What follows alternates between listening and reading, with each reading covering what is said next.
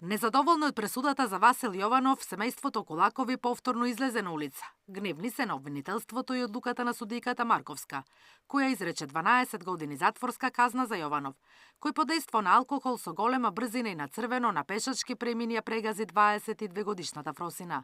Семејството бара максимална затворска казна од 20 години и дисциплинска постапка против судиката Марковска. Бараме максимална затворска казна за Васо. 20 години без олеснителни околности.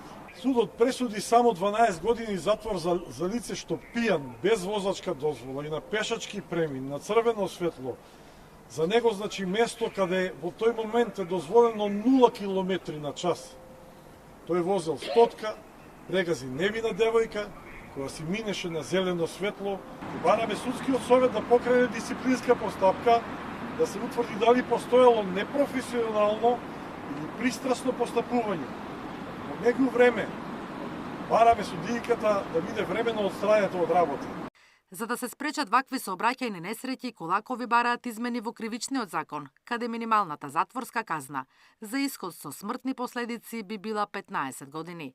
Инаку на протестот поддршка дадоа повеќе семејства со слични постапки, незадоволни од пресудите на обвинителството против сторителите.